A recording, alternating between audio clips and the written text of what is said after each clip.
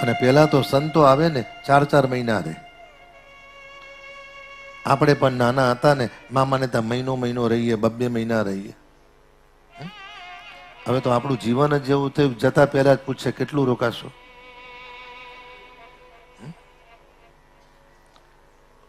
ફ્લાઇટમાંથી ઉતરતા પહેલા પૂછે રિટર્ન ક્યારની છે. હા, એમ જ આ વંદન થયા. સંતોએ નગર શેઠને કીધું, મારા શેઠ એક વિનંતી છે, અમે 4 માસ તમારા સ્થાનમાં રોકાવાના છે. અમને અમારી સેવામાં એવો કોઈક દીકરો આપો, જે દીકરો ઠામકા માજી દે, વાસીદા વાળી દે, ભગવત સેવા કરતા કરતા અમારી સેવામાં સમર્પિત થાય. અમે જે ભોજન કરીએ એ ભોજનનો મહાપ્રસાદ અમે લઈએ, એ દીકરાને આપીએ, એનું તો કલ્યાણ થાય. અને જો સંતો શું બોલે, એનું તો કલ્યાણ થાય, એનો મનુષ્ય જન્મ સુધરે અને ભવસાગર પાર ઉતરે.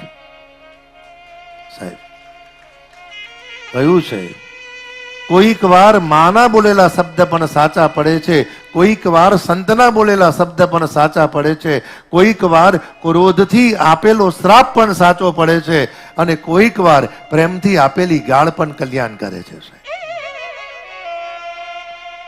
દરેકની પાછળ કંઈકનું કંઈક રહેલું હોય સાહેબ. નગર શેઠની દ્રષ્ટિ ઓલી દીકરા પર ગઈ. એ ભીલ કન્યાને બોલાવીને કીધું, બેટા તારા દીકરાને સંતની સેવામાં સમર્પિત કરીશ.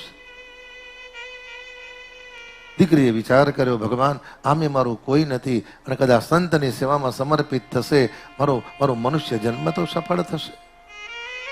હા, અને ભગવદ અનુગ્રહથી જીવનમાં સદગુરુ હોય, સંત હોય, માતા પિતા હોય, અમુકની સેવા, જો ભગવાન અને બધું મળવું સહેલું છે, અમુકની સેવા મળવી બહુ કઠિન છે. અમને ઘણી વાર વિચારીએ ને, બાપજી નજીકમાં બહુ કોઈને રાખતા નહીં, અને નજીકમાં રાખે એને માર ખાવાની તૈયારી રાખવાની. હાથમાં જે હોય છૂટું જ પડે. અને પહેલા તો બાપુજી જર્મનના લોટા આવતા, સમજ્યા ને તમે? અને લોટા તમારે હવે એ છૂટો પડે તો કેવું લાગે? હા, સંતનો માર સાહેબ, બહુ મહાપુરુષો.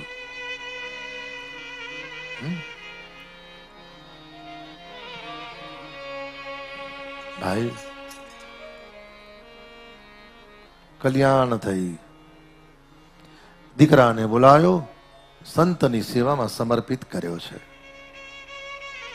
3 કલાક ભક્તિ કરે, 3 કલાક ધ્યાન કરે, 3 કલાક કીર્તન કરે, ભગવાનનું ભજન કરે.